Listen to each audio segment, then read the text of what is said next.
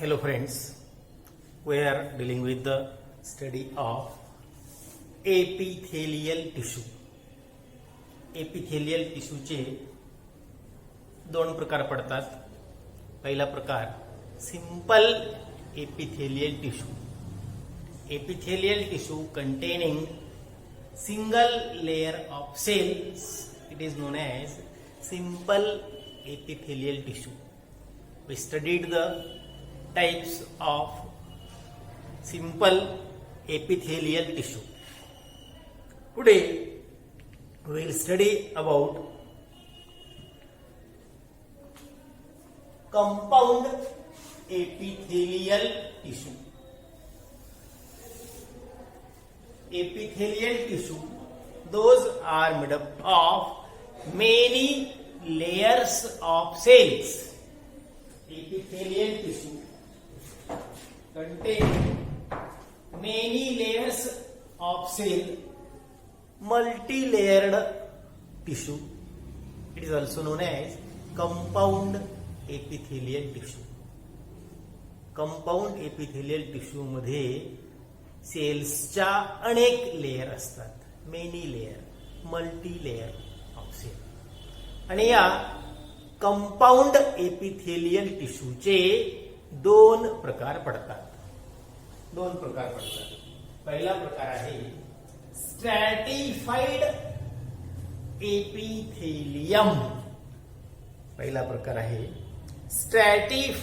Epithelium. It consist of many layers of cell. Number of layer, it consist of many layers of cells.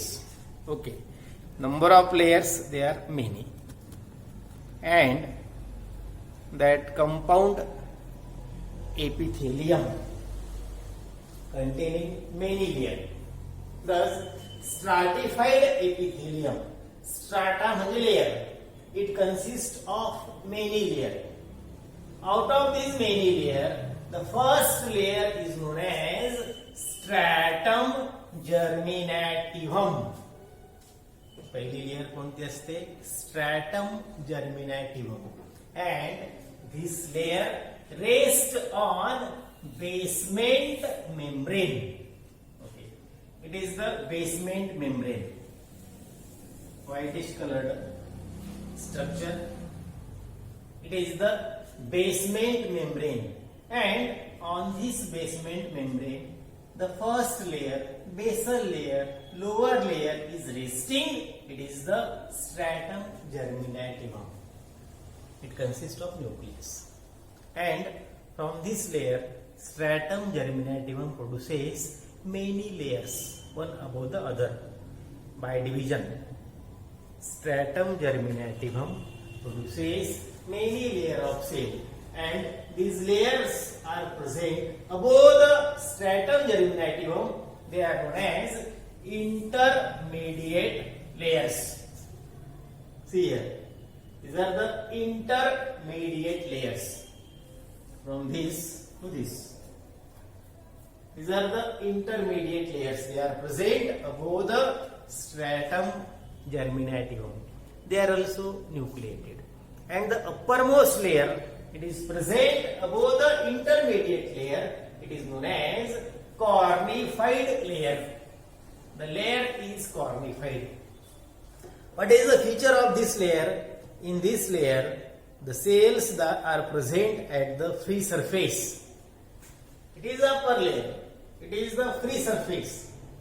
The cells are present at the free surface. The cells are flat, and the cells are without nucleus. The cells present at the upper surface, they are flat, they are thick, they are non-nucleated. They are located towards the free surface. It is known as cornified layer. तर अशा प्रकारे या compound epithelium मध्ये या तीन प्रकारच्या layer असतात. सगळ्यात बेसलला असणारी स्ट्रॅटम जर्मिनेटिव्हम, जी की बेसमेंट मेम्ब्रेन वरती आधारलेली असते, रेस्ट झालेली असते. आणि हे स्ट्रॅटम जर्मिनायड पासून अनेक लेयर्स तयार होतात. It produces many layers of cell. They are known as the intermediate layers. Intermediate layers and the upper most layer, जी लेयर सर्वात बाहेर असते, फ्री सरफेसला असते, तिला म्हणतात कॉर्निफाईड लेयर. या लेयर मध्ये न्यूक्लियस नसतं आणि या लेयर मध्ये असणाऱ्या ज्या सेल्स आहेत त्या थिक असतात आणि फ्लॅट असतात.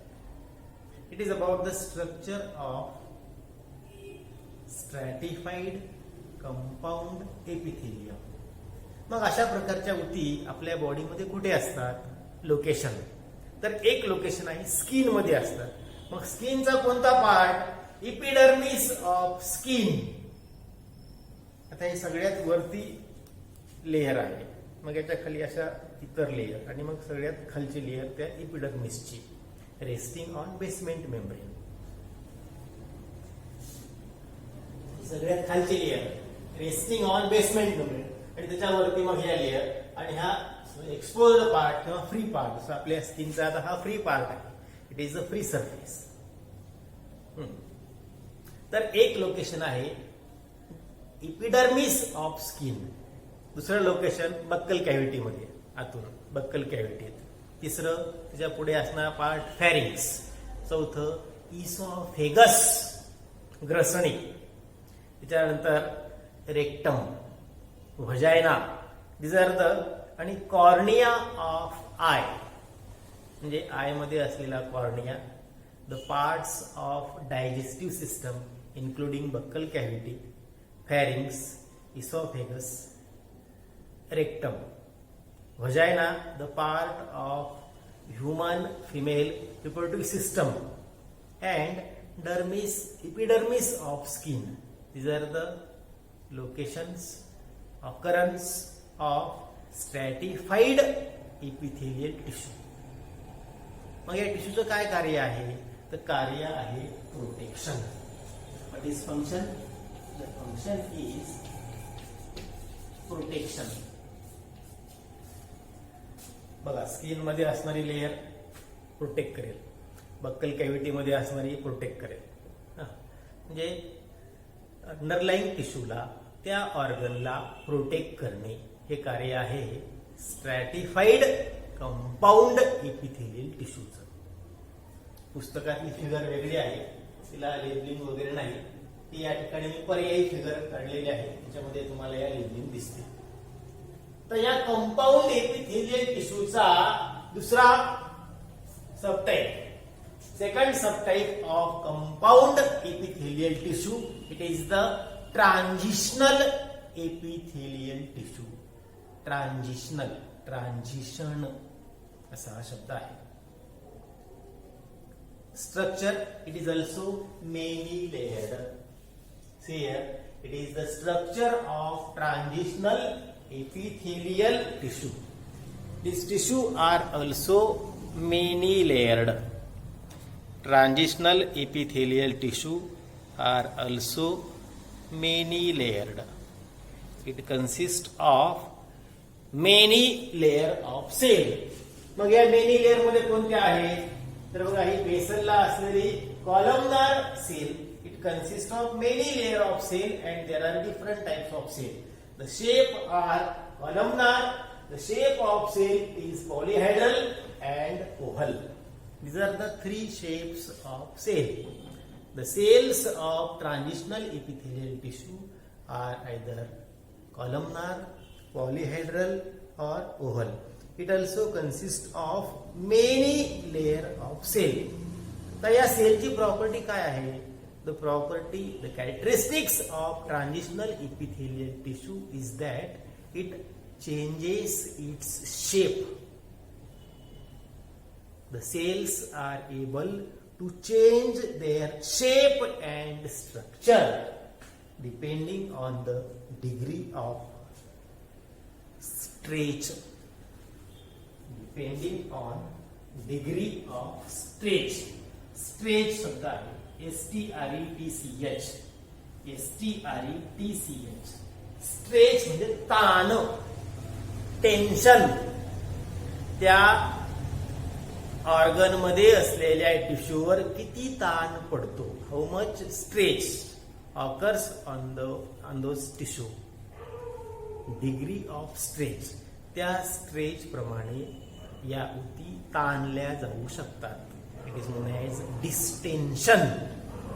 काय शब्द येतो? Distension. Okay, what is distension? It is the distension of organ, तो ऑर्गन ताणल्या जाणे, डिस्टेन्शन.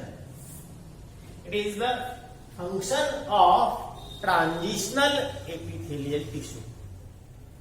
When there is no stretch, the cell of transitional epithelial tissue are either columnar in shape, polyhedral or oval. But when there is stretch on the organ containing this tissue, and depending on the degree of stretch, the cells changes its structure and shape. See here, it is the first diagram when there is no stretch, ताण नसताना, म्हणजेच unstretched कंडिशनची ही figure आहे. It is unstretched condition showing the normal shape and structure of cells. When there is stretch, see here, after getting the stretch, the cells changes their structure and shape. See here, the size of the columnar cell, the size of polyhedral cell and the size of oval cell. जेव्हा या उतीवर ताण पडतो तेव्हा या सेल्सचा आकार thin होतो, flat होतो. राउंडेड, कॉलमनार, ओव्हल, पॉलीहेड्रल सेल्सचा आकार थिन होतो, फ्लॅट होतो जेव्हा त्याच्यावर ताण पडतो. Okay, and depending on the stretch there is a change in the shape and structure. मग याचं ऑकरन्स काय आहे तर ट्रान्झिशनल इपिथेलियल टिश्यू ह्या आपल्या बॉडीमध्ये युरेटर मध्ये असतात. युरेटर जे की किडनी कडून युरिनला ब्लॅडर कडे कलेक्ट करतं. That collect the urine from kidney up to the bladder. Transitional epithelial tissue are also present in urinary bladder and it is present in renal calyces. आपल्या बॉडीमध्ये असणाऱ्या उतींचे हे 3 लोकेशन आहेत. काय लोकेशन आहे? लोकेशन आहे युरेटर, लोकेशन आहे urinary bladder आणि किडनीमध्ये असलेले कॅलायसेस, रेनल कॅलायसेस. या उती प्रामुख्याने एक्सक्रिटरी सिस्टम मध्ये प्रेझेंट असतात. So it is known as urothelium. काय लोकेशन आले याचे? It is also known as युरोथेलियम.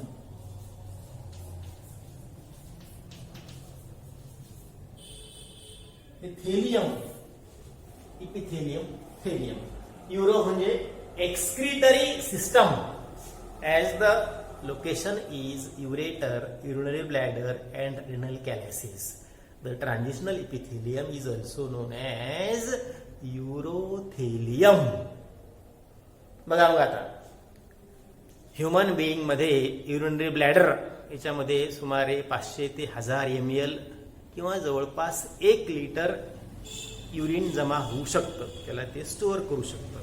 मग ब्लॅडर मध्ये जेव्हा युरिनरी ब्लॅडर मध्ये 200 ml युरिन जमा होईल, 300 होईल, 400 होईल, 500 होईल, तसतसा त्या ब्लॅडरच्या उतीवरती ताण वाढत जातो, ताण पडतो आणि त्या ब्लॅडर मध्ये असलेल्या सेल्सचा शेप बदलतो. जेवढा अधिक ताण त्याच्यावर पडेल तेवढा अधिक त्यांचा शेप हा चेंज होईल. Okay, depending on the degree of stretch present in the cells of tissue it changes its structure and function. तर अशा प्रकारे या कंपाऊंड एपिथेलियल टिश्यूचे हे 2 प्रकार पडतात. ट्रान्झिशनल एपिथेलियल टिश्यू आणि स्ट्रॅटिफाईड एपिथेलियल टिश्यू. मग या दोन्ही प्रकारामध्ये स्ट्रक्चर, लोकेशन आणि फंक्शन या प्रकारामध्ये आपल्याला याचा अभ्यास करायचा असतो. राईट नोट ऑन असा प्रश्न येऊ शकतो, किंवा describe the structure and function, किंवा एमसीक्यू मध्ये येऊ शकतं, which of the following tissue present in urinary bladder. बघा ऑप्शन ए मध्ये squamous epithelial tissue, B cuboidal epithelial tissue, C transitional epithelial tissue आणि डी स्ट्रॅटिफाईड एपिथेलियल टिश्यू. एका मार्कामध्ये one sentence answer किंवा एका शब्दामध्ये उत्तर लिहा किंवा एमसीक्यू या प्रकारामध्ये प्रश्न येऊ शकतो, किंवा मग दीर्घोत्तरी 2 किंवा 3 मार्कासाठी या प्रकारे प्रश्नपत्रिकेचं हे स्वरूप असतं. ठीक आहे. आता आपण जाऊ याच्यात इपिथेलियल टिश्यूच्या दुसऱ्या पार्टकडे. ठीक आहे. याचा दुसरा पार्ट काय, तो सेल जंक्शन. आपल्याला ही माहिती घ्यायची आहे. Cell junction. ठीक आहे. Cell junction. जंक्शन म्हणजे जोडणे, जंक्शन म्हणजे एकत्र येणे. बरं का, जंक्शन म्हणजे या अर्थानं शब्द आहे सेल जंक्शन. तर आपण या जंक्शनची माहिती घेऊ. Cell junction.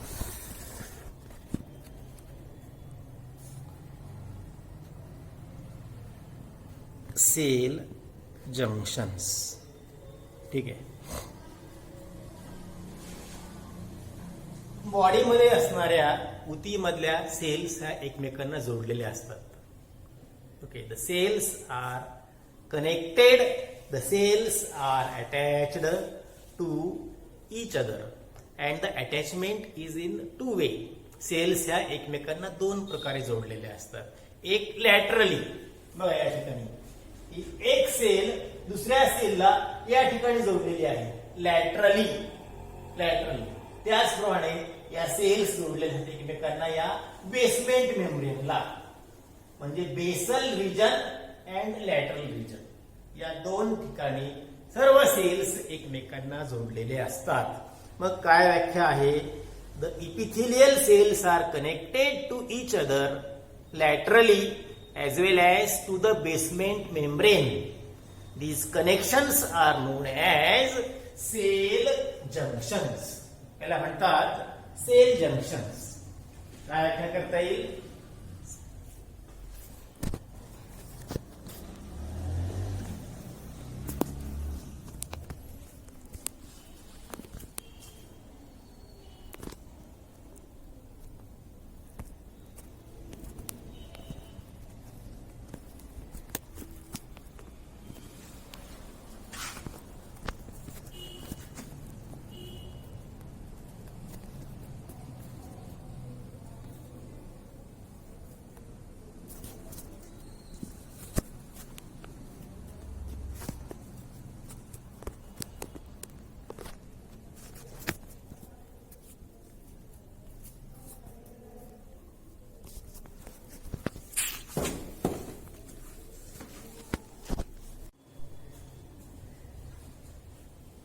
सेल जंक्शन्स ही आपली माहिती सुरू आहे.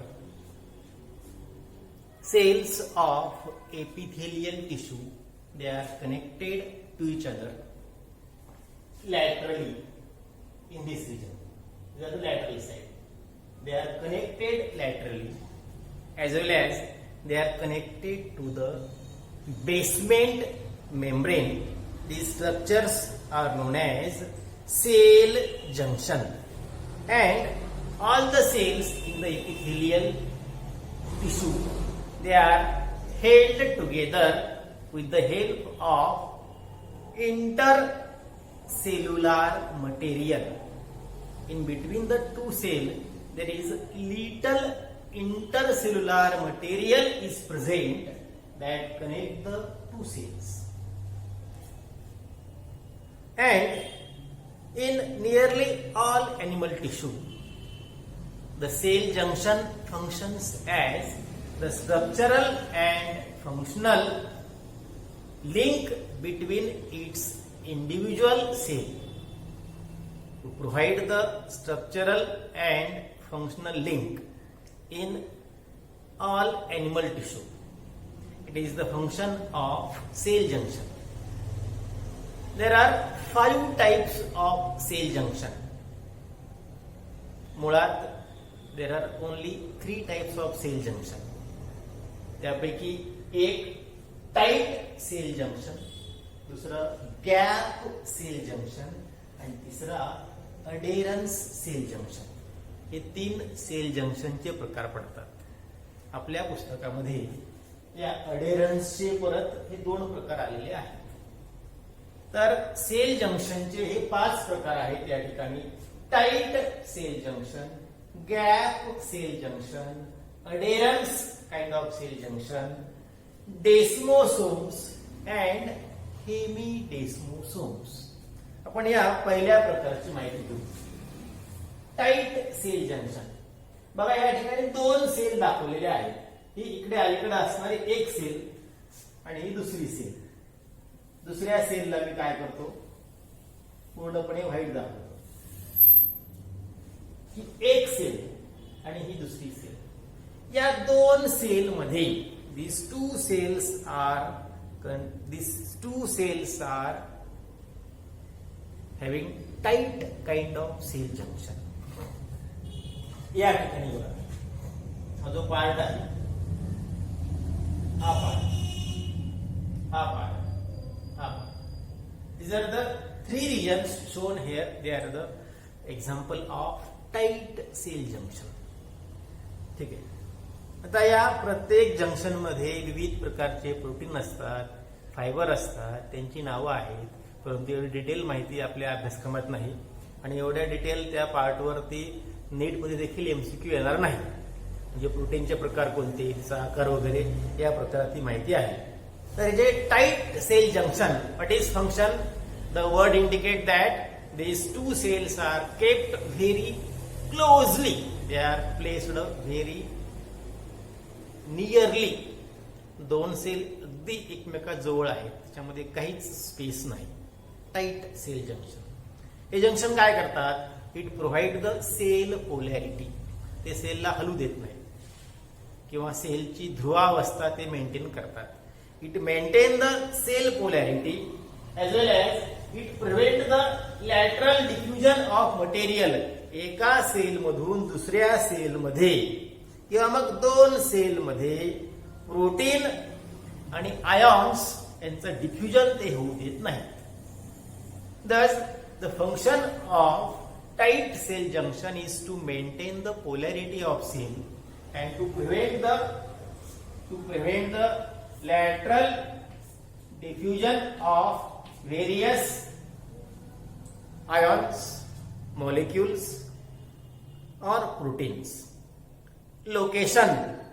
Such kind of cell junction, tight cell junctions are present in distal convoluted tubule, collecting duct. These are the parts of nephrons present in kidney. It is also present in bile duct. Okay. तर हे याचे काही example आहेत tight cell junction. Second type of cell junction, it is the gap cell junction. Gap cell junction. बघा या ठिकाणी या 2 sale दाखवलेल्या आहेत आणि या 2 सेल मध्ये हे जंक्शन आहे. जंक्शन कसं आहे की त्या जंक्शन मध्ये हा गॅप आहे. Is the gap. 2 प्रोटीन या ठिकाणी टनेल तयार करतात. टनेल किंवा बोगदा ज्याप्रमाणे असतो तशी रचना या ठिकाणी तयार होते. मी आणखी फिगरला थोडं एनलार्ज करतो. ओके. तर ही दुसरी फिगर सुरू आहे गॅप सेल जंक्शनची. बघा 2 सेल या ठिकाणी आहेत. ह्या 2 सेल आहेत, त्या एकमेकांना जोडलेल्या आहेत आणि ह्याच्यामध्ये हा गॅप आहे. It is a gap kind of cell junction. आणि हा गॅप कसा तयार होतो? तर या ठिकाणी 2 प्रोटीन मॉलिक्यूल अशा प्रकारे एकत्र येतात की त्या ठिकाणी टनेल तयार होतं. ओके. म्हणजेच या ठिकाणी या टनेल मधून काय होऊ शकतं, तर या टनेलद्वारे एका सेलमध्ये असलेले मटेरियल, आयॉन, मॉलिक्यूल हे या टनेलद्वारे, गॅपद्वारे दुसऱ्या सेलमध्ये येऊ शकतात. एक्सचेंज या ठिकाणी होतं, एंट्री होते मटेरियल्सची. दोन सेल्सला कम्युनिकेट करण्याचं कार्य हे गॅप जंक्शन करतं. काय फंक्शन आहे? The gap junction it is the intercellular connection. It connects the two cells and allow the passage of ion and small molecule. Through this gap junction, small molecule and the ion they move between the cells, as well as there is the exchange of chemical messages.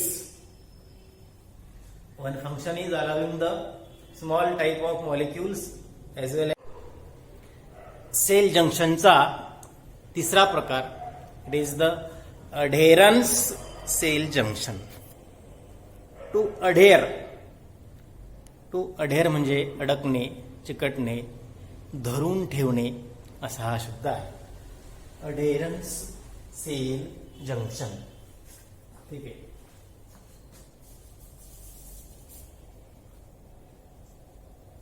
तिसरा प्रकार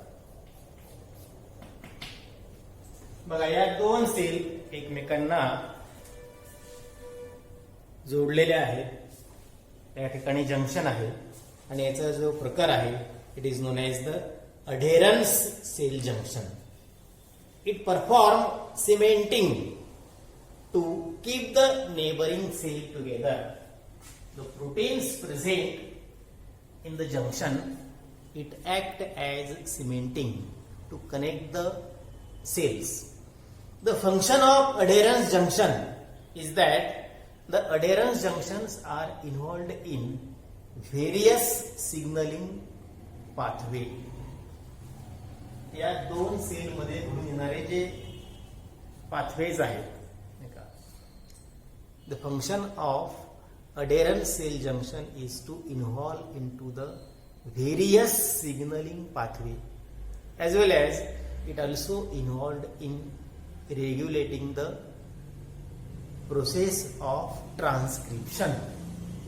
Transcriptional regulation. ट्रान्सक्रिप्शनच्या प्रक्रियेला regulate करणे आणि विविध प्रकारच्या signalling पाथवेला regulate करण्यामध्ये हे अढेरन्स जंक्शनचा सहभाग असतो. Adherens junction. चौथा प्रकार सेल जंक्शनचा it is known as desmosomes. Desmosomes. बघा, या ठिकाणी या दोन सेल्स, ही एक सेल आणि दुसरी सेल, या दोन सेल एकमेकांना अशा जोडलेल्या आहेत laterally. That provides the mechanical strength. Laterally these two cells are connected with the help of the protein. It is known as the desmosomes. They provides the mechanical strength to the epithelial tissue. Desmosomes. And these desmosomes are present in cardiac muscles and meninges. They are also present in the skin.